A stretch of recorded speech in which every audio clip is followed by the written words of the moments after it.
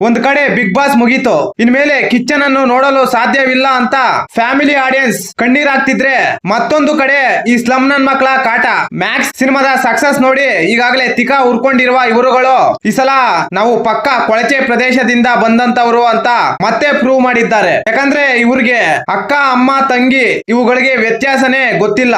ಇತ್ತೀಚಿನ ದಿನಗಳಲ್ಲಿ fans ವಾರ್ಗಳು social ಮೀಡಿಯಾದಲ್ಲಿ ಸಿಕ್ಕಾಪಟ್ಟೆ ಜಾಸ್ತಿ ಆಗ್ತಾ ಇದೆ. ಅದರಲ್ಲೂ ಕೂಡ ಕನ್ನಡ ಚಿತ್ರರಂಗದಲ್ಲಿ ಜಾಸ್ತಿನೇ ಇದೆ. ದುನಿಯಾ ವಿಜಯ್, ಧ್ರುವ ಸರ್ಜಾ, ಪುನೀತ್ ರಾಜ್ಕುಮಾರ್, ಶಿವಣ್ಣ ಹಾಗೂ ಕಿಚ್ಚ ಈ ಎಲ್ಲಾ ನಟರ ಅಭಿಮಾನಿಗಳು ಒಂದ್ ಕಡೆ ಆದ್ರೆ, ಇವರೆಲ್ಲರ ಮೇಲೆ ದಾಳಿ ಮಾಡಿ ಕರ್ನಾಟಕ ನಮ್ದೇ ಅನ್ನೋ ರೀತಿ ನಾವೇ ಕಿಂಗು, ನಮ್ ಬಾಸ್ ನ ನಂಬರ್ 1 ಮಾಡ್ತೀವಿ ಅಂತ ಶ್ವಾನನ ಸಿಂಹಾಸನದ ಮೇಲೆ ಕೂರಿಸುವ ಪ್ರಯತ್ನ ಮಾಡ್ತಿದ್ದಾರೆ. ಇತರ ನಟ ನಟಿಯರ ಅಭಿಮಾನಿಗಳು ಚೆನ್ನಾಗೇ ಇದ್ದಾರೆ. ಇವರೆಲ್ಲರ ಮೇಲೆ ಈ ಒಂದು ಟೀಮ್ ದಾಳಿ ಮಾಡ್ತಾನೆ ಇದೆ ಸುಮಾರು ವರ್ಷಗಳಿಂದ. ಇವರ ಮಾನ ಮರ್ಯಾದೆ ಹರಾಜಾಗ್ತಿದ್ದಾರೆ ಸೋಷಿಯಲ್ ಮೀಡಿಯಾದಲ್ಲಿ. ಈಗಾಗಲೇ ಒಬ್ಬ ವ್ಯಕ್ತಿ ತೀರಿಕೊಂಡಿದ್ದಾರೆ, ಕನ್ನಡಕ್ಕೆ ತುಂಬಾ ನಷ್ಟವಾಗಿದೆ ಅಂತ ಒಂದು ವರ್ಗ ಕಣ್ಣೀರಲ್ಲಿ ಕಾಲ ಕಳೀತಾ ಇದೆ ಅಂತ ಆ ವ್ಯಕ್ತಿಯ ವಿರುದ್ಧ ಜಾತ್ರೆ ಎಡಿಟಿಂಗ್ ವಿಡಿಯೋಗಳು ಮಾಡ್ಕೊಂಡು ವಿಕೃತ ಆನಂದ ಪಡಿತಿದ್ದಾರೆ. ಅವರ ಎಮೋಷನ್ಸ್ ಜೊತೆ ಆಟವಾಡ್ತಿದ್ದಾರೆ. ಇಂತ ಕಲಬೆರಕೆ ನನ್ನ ಮಕ್ಕಳು ಸೋಷಿಯಲ್ ಮೀಡಿಯಾದಲ್ಲಿ ಪ್ರತಿದಿನ ಇವರದ್ದು ಇದೇ ಕೆಲಸ.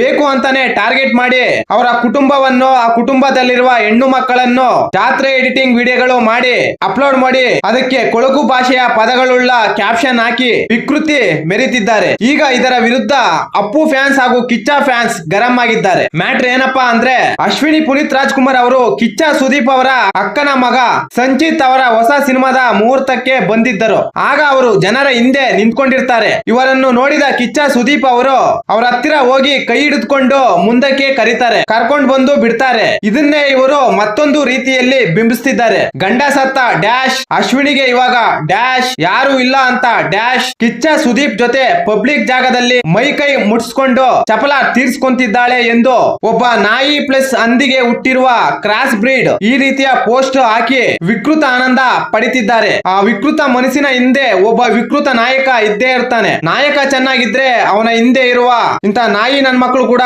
ಚೆನ್ನಾಗೇ ಇರ್ತಾರೆ. ಅವನೇ ಕಿತ್ತೋಗಿರೋ ಗೊಬ್ಬರ ಆಗಿದ್ರೆ ಇವರು ಆ ಗೊಬ್ಬರದಲ್ಲಿರುವ ಕ್ರಿಮಿ ಕೀಟಾಣುಗಳು ಆಗಿರ್ತಾರೆ. ಇವ್ರು ಏನು ಅಂತ ಎಲ್ಲರಿಗೂ ಗೊತ್ತು. ಪದೇ ಪದೇ ಇವರು ನಾವು ಇಂಥವ್ರೆ ಅಂತ ಪ್ರೂವ್ ಮಾಡ್ತಿದ್ದಾರೆ. ಮೋಸ್ಟ್ಲಿ ಇವರು ತಾಯಿ ಅಕ್ಕ ತಂಗಿ ಜೊತೆ ಹುಟ್ಟಿಲ್ಲ ಅಂತ ಅನ್ಸುತ್ತೆ. ಒಂದು ವೇಳೆ ಹುಟ್ಟಿದ್ದರೆ ಒಂದು ಹೆಣ್ಣಿನ ಮಹತ್ವ ಏನು ಅಂತ ಗೊತ್ತಿರ್ತಿತ್ತು. ಈ ಭೂಮಿ ಸೃಷ್ಟಿ ಮಾಡಿರುವ ಭಗವಂತನು ಕೂಡ ಒಂದು ತಾಯಿಯ ಮಗನೇ. ಕಿಚ್ಚ ಸುದೀಪ್ ಅವರು ಇವ್ರ ಕಣ್ಣಿಗೆ ಈ ರೀತಿ ಯಾಕೆ ಕಾಣ್ಲಿಲ್ಲ? ಕಿಚ್ಚ ಸುದೀಪ್ ಅವರು ಒಬ್ಬ ಮಗನಾಗಿ, ಒಬ್ಬ ಅಣ್ಣನಾಗಿ, ಒಬ್ಬ ತಮ್ಮನಾಗಿ, ಇಲ್ಲ ಒಬ್ಬ ಗೆಳೆಯನಾಗಿ ಯಾಕೆ ಈ ರೀತಿ ಇವ್ರ ಕಣ್ಣಿಗೆ ಕಂಡಿಲ್ಲ? ಯಾಕಂದ್ರೆ ಇವ್ರಿಗೆ ಈಗಾಗಲೇ ಕಾಮಾಲೆ ಬಂದಿದೆ. ಆ ಕಾಮಾಲೆ ಬಂದಿರುವ ಕಣ್ಣುಗಳಲ್ಲಿ ಕಾಮ ಬಿಟ್ರೆ ಇನ್ನೇನು ಕಾಣುತ್ತೆ? ನೋಡುವ ಪ್ರತಿಯೊಬ್ಬರನ್ನು ಕಾಮದ ದೃಷ್ಟಿಯಲ್ಲಿ ಕಾಣುವ ಇಂತ ಕಾಮ ಪಿಚಾಚಿಗಳು ಇನ್ನು ಸೋಷಿಯಲ್ ಮೀಡಿಯಾದಲ್ಲಿ ತುಂಬಾ ಜನ ಇದ್ದಾರೆ. ಇವರ ಕಣ್ಣಿಗೆ ಎತ್ತ ತಾಯಿ ಕೂಡ ಕಾಮದ ವಸ್ತು ರೀತಿಯಾಗಿ ಕಾಣಿಸುತ್ತೆ. Bloody slum dogs. Kichcha Sudeep ಅವರಿಗೆ ಇದೇನು ಹೊಸದೇನಲ್ಲ.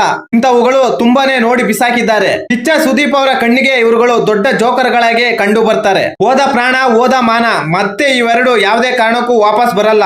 ಇತಿಹಾಸದಲ್ಲಿ ತನ್ನದೇ ಆದ ಪೇಜ್ ಕ್ರಿಯೇಟ್ ಮಾಡ್ಕೊಂಡು ಇನ್ನೊಬ್ಬರು ಓದುವ ಪುಸ್ತಕ ಆಗ್ಬೇಕು ಅಂದ್ರೆ ಇಂತ ಚಪ್ರಿ ಕೆಲಸಗಳು ಫಸ್ಟ್ ಬಿಡ್ಬೇಕು. ಇಂತ ಎಲ್ಕೆ ಬಾಲ್ ಆಟಗಳು ಕಿಚ್ಚನ ಮುಂದೆ ನಡೆಯಲ್ಲ. ನೀವು ಎಷ್ಟೇ ಮಾಡಿದ್ರು ಏನೇ ಮಾಡಿದ್ರು ಬೇರೆಯವರ ಕಣ್ಣಿಗೆ ದೊಡ್ಡ ಹೆಂಗ್ ಮುಂಡೆ ರೀತಿಯೇ ನೀವು ಕಾಣ್ತೀರಾ, ಇದಂತೂ ಖಚಿತ. ಕಾಲ ಕಳೆದಂತೆ ಮನುಷ್ಯ ಬದಲಾಗಿ ಇನ್ನೊಬ್ಬರನ್ನು ಬದಲಾಯಿಸುವ ವ್ಯಕ್ತಿ ಆಗದಿದ್ರೂ ಪರವಾಗಿಲ್ಲ, ವ್ಯಕ್ತಿತ್ವ ಉಳ್ಳ ವ್ಯಕ್ತಿತ್ವ ಆಗಿದ್ದರೆ ಆ ವ್ಯಕ್ತಿತ್ವ ನೋಡಿ ಇನ್ನೂ 4 ಜನ ನಿಮ್ಮ ವ್ಯಕ್ತಿತ್ವವನ್ನು ಅಳವಡಿಸಿಕೊಳ್ಳುವ ರೀತಿಯಲ್ಲಿ ಈ ಸಮಾಜದಲ್ಲಿ ಬದಲಾದರೆ ಅವರೇ ನಿಮಗೆ ಅಭಿಮಾನಿಗಳು ಆಗ್ತಾರೆ. ಅಂತ ವ್ಯಕ್ತಿನೇ ಕಿಚ್ಚ ಸುದೀಪ್. ಕಿಚ್ಚನ ವ್ಯಕ್ತಿತ್ವವನ್ನು ಹಾಳು ಮಾಡೋಕೆ ಯಾವನ್ ಕೈಲೂ ಆಗಲ್ಲ. ಕಿಚ್ಚ ಎಂತವನು ಅಂತ ಇಡೀ ಕರ್ನಾಟಕಕ್ಕಲ್ಲ ಇಡೀ ಇಂಡಿಯಾಗೆ ಗೊತ್ತು.